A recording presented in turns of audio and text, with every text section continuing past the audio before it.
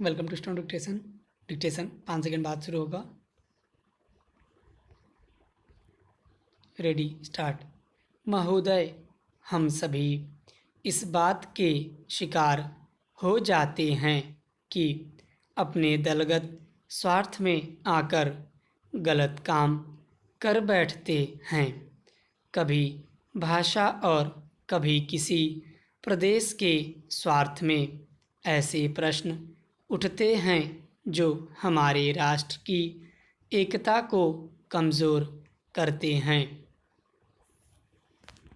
अभी एक माननीय सदस्य ने यह प्रश्न उठाया और आरोप लगाया कि भारत सरकार कुछ प्रदेशों के साथ इंसाफ नहीं करती। भारत सरकार कुछ प्रदेशों के प्रति पक्षपातपूर्ण नीति अपनाती है। यही मनोवृत्ति है जिसमें एक प्रदेश को दूसरे प्रदेश के विरुद्ध भड़काया जाता है, एक जाति को दूसरी जाति के विरुद्ध खड़ा किया जाता है, एक धर्म को दूसरे धर्म के विरुद्ध खड़ा किया जाता है और एक भाषा और दूसरी भाषा वालों के बीच में भड़काव पैदा करके लड़ाई पैदा की जाती है। यही मनोवृत्ति है जिसको हमारे विरोधी दल के बहुत से लोग भड़काकर पैदा करते हैं। उनकी अपनी गलत नीतियों के कारण विशाल दृष्टिकोण नहीं होता है और वे ऐसे प्रश्नों को उभार कर अपना स्वार्थ सिद्ध करते हैं। स्पष्ट है कि ऐसे समस्त प्रश्नों का परिणाम हमेशा बुरा होता है। इसलिए मैं सभी राजनीतिक पार्टियों के नेताओं से अपील करना चाहूँगा कि जो प्रश्न हमारे देश के सामने हैं और जिन पर हम सबको चिंता हो रही है तथा जिनका हल निकालने की हम कोशिश करते हैं, उन तमाम प्रश्नों के ऊपर हम ठंडे दिल से विचार करें। श्री वाजपेयी ने एक अच्छी बात कही। उन्होंने कहा कि इन प्रश्नों का हल सड़कों पर नहीं होगा। मैं भी उनसे इस बात में सहमत हूँ कि इन प्रश्नों का हल प्रजातांत्रिक ढंग से ढूंढने का प्रयत्न करना चाहिए। हमें इनका हल प्रजातांत्रिक व्यवस्था के अंदर करना होगा। सड़कों के ऊपर इन प्रश्नों का हल नहीं हो सकता है। राजस्थान के अंदर जो अकाल पड़ा हुआ है और लोग मर रहे हैं, उसकी तरफ चिंता नहीं हो रही है। अब राजस्थान में जो संकट है और इस तरह के जो दूसरे प्रश्न हैं, उन पर हम लोग एक साथ बैठकर गंभीरता से विचार करें और उनका हल तलाश करें। खाली इस तरह से आरोप लगाने से और उपदेश देने से काम नहीं चलेगा। इस देश के अंदर बंगाल में बाढ़ से जनता पीड़ित हो रही थी और उसको अनाज, कपड़ा और जीवन की रोज़मर्रा की आवश्यक सामग्री भेजने की कोशिश हो रही थी।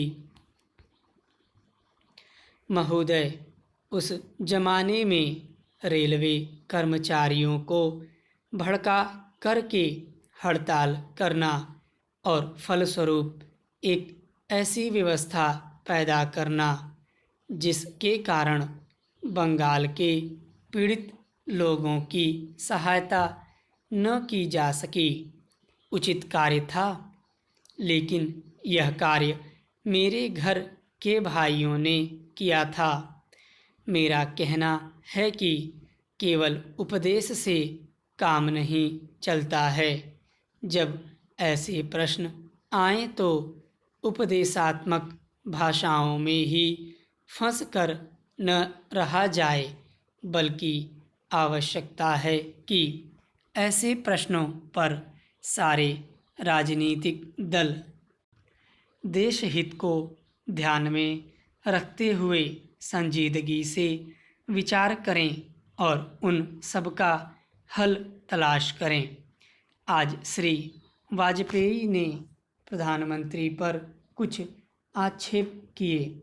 वे बड़े गुस्से में थे और इतने क्रोध में थे कि उन्होंने अपने मस्तिष्क का संतुलन खो दिया था।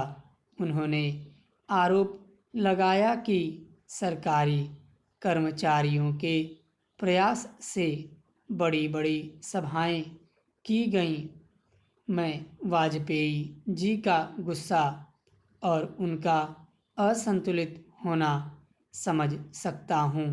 उन्होंने यह भी कहा कि प्रधानमंत्री जी ने इन चुनावों के बीच अपने भाषणों में जनमानस को ऊपर उठाने की कोशिश नहीं की, मूलभूत प्रश्नों को देश के सामने रखने की कोशिश नहीं की और आज जो राष्ट्रीय दिक्कतें और परेशानियां हैं, उन पर जनता को शिक्षित करने की कोशिश नहीं की। प्रधानमंत्री ने अपने चुनाव भाषणों में देश के अंदर जो शक्तियां राष्ट्रीय एकता को भंग कर रही हैं, धर्म के नाम पर, जाति के नाम पर, भाषा के नाम पर या क्षेत्रीयता के नाम पर संकीर्णता की भावना पैदा कर रही हैं, जनता को उनसे सजग किया। प्रधानमंत्री जी ने इस बात को अनुभव किया था कि उत्तर प्रदेश, बिहार और उत्तर भारत के समस्त हिंदी बोलने वाले इलाकों में जनसंघ संकीर्णता की भावना का प्रचार कर रहा है। जिस प्रकार से जनसंघ सांप्रदायिकता की भावना को बढ़ावा दे रहा है, राष्ट्रीय शक्तियों को तोड़ने की नीति चला रहा है, उससे हमारे राष्ट्रीय मूल, राष्ट्रीय नीतियां और राष्ट्रीय एकता खतरे में है। इसीलिए प्रधानमंत्री ने जनसंघ के ऊपर इस बात का प्रहार किया था कि वह सांप्रदायिक शक्ति है और उससे जनता को सावधान हो जाना चाहिए।